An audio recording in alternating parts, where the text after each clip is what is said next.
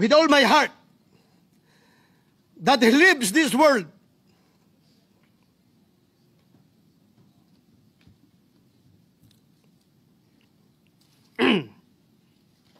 not in the presence of officials who visit him on the pretext of a pseudo-welfare check, but instead in the company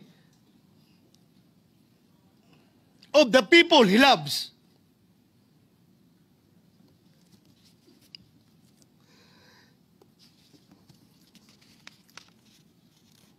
And who truly care for him.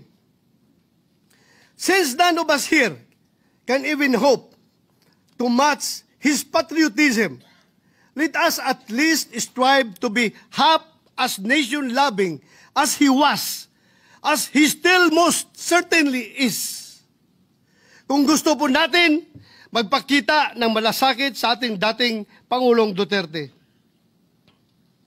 Kung talagang gusto po natin masiguro na lagi siyang nasa mabuting kalagayan, ang nakikita ko pong isa sa mga solusyon ay masuportahan ng bulwagang ito ang kanyang interim release.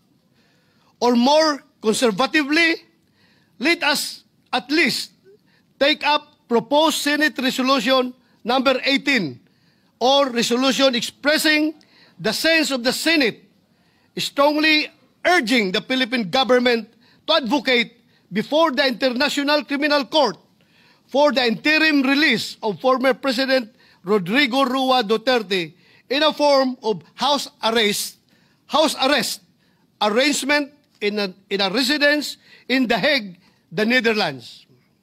Hindi naman siguro kalabisan ang hiling na yan. Sa tingin ko ay hindi naman sobra.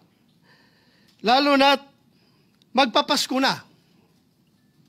I therefore urge this august body for proposed Senate Resolution number 18 to finally be included in our agenda.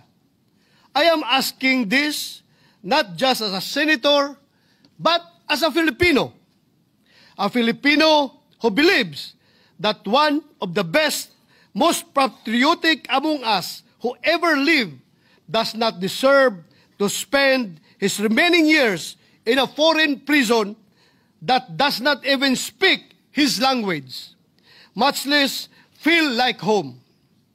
In the end, perhaps, this is the least that we can do